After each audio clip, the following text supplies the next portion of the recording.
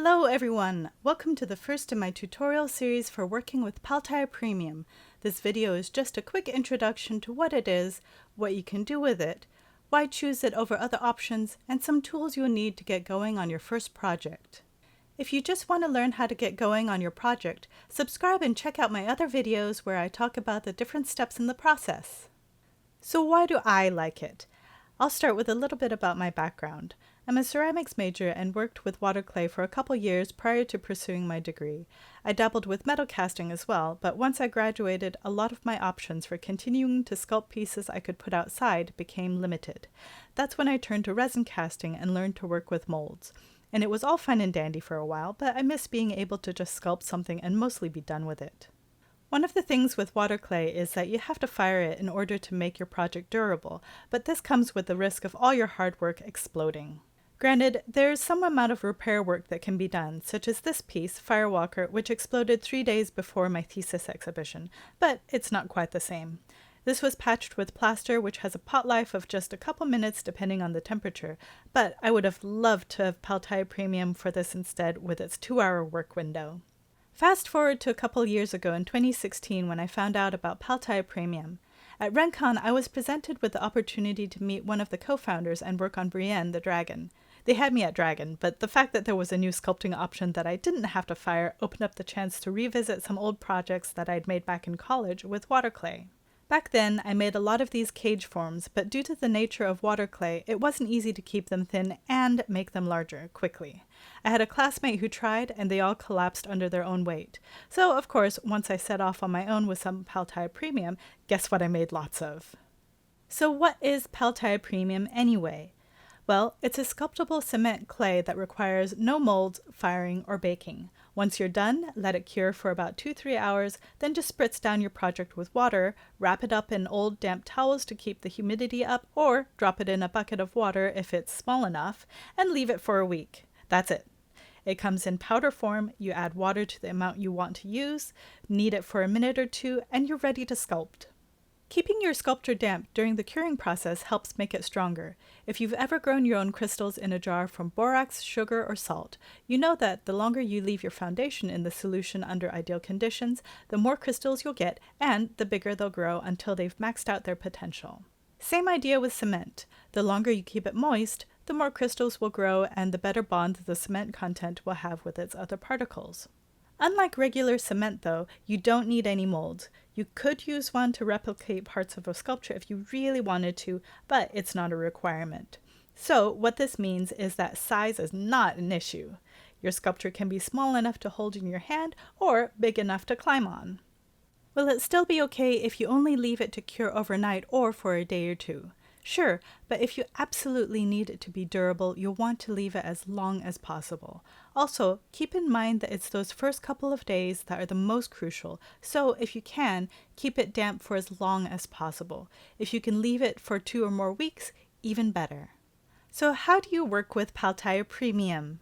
First off, you'll need to build an armature. Hot gluing plain old aluminum foil from your kitchen is the best option. Once that's done, mix up some Pal Tiya Premium and build up a foundation layer. When that's firm, you can start on a detail layer and go to town on the details. If you can't finish your piece in one sitting, like some bigger sculptures such as Brienne that was built over 3 months, another awesome thing about Pal Tiya Premium is that you can go back and add to it even years later. Just leave unfinished areas scored like the foundation areas I have on my hippocampus here, and that'll give the fresh clay something to grab.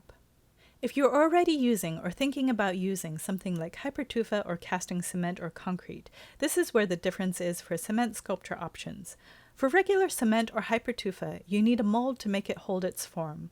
With Pal Tiya Premium, aside from the armature, you can make freestanding sculptures and even sculpt upside down. The surface of the sculpture, that is, not you. Unless you really want to. I'm not judging.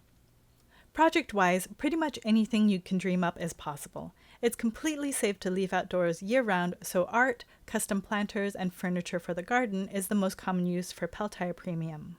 It's been heat tested to 119 degrees Fahrenheit or 48 degrees Celsius, so do not use this to make fire pits or anything that will be in direct contact with fire for extended periods of time.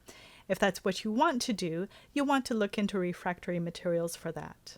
On the other end of the temperature range, Pal Tiya Premium's been freeze-thaw tested 300 times, going from -4 degrees to 100 degrees Fahrenheit. So this qualifies it to pass the ASTM C666 test. What or who is ASTM?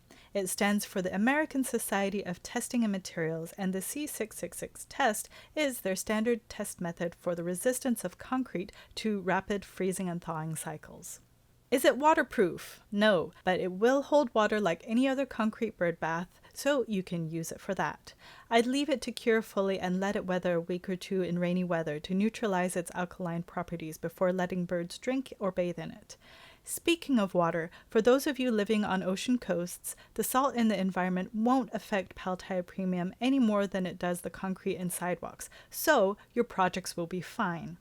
The only thing the makers do advise against is putting your sculpture anywhere waves will be crashing directly on it. It's not immune to erosion over time. One question that comes up now and then is, can Pal Tiya Premium be used for pets, like reptile terrariums or submerged in aquariums? As of making this video, it hasn't been tested for long-term contact, so for now, I'm not going to recommend it for that use. I've used it to create a larger base for the fake plants in my button quail tank, but I did it only because I knew that their bedding would cover most of it, and they wouldn't be in regular contact. To figure out how many bags of Pal Tiya Premium you'll need, figure out the dimensions of your project and what you're using it for. If it's a small display piece that will sit on a shelf or be tucked somewhere safe in your garden, then you can get away with a thinner layer at 1/8 to 1/4 of an inch thick for your finished piece. If it's larger and needs to bear some weight, like a planter or a bench, you'll want 1/8 of an inch for your foundation layer, and then another 1/8 for your detail layer. The sculptures in the pictures here are from a couple of the workshops I've taught. Students were provided with 1.5 pound bags of Pal Tiya Premium and asked to plan for a 4-inch by 4-inch by 4-inch sculpture to make it easier to carry home. Most used only about half of the bag, so as you can see, you can do quite a bit with a small amount. How do I store Pal Tiya Premium?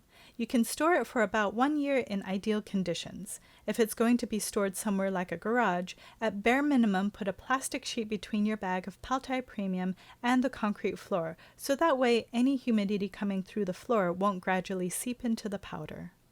And that's it for the intro.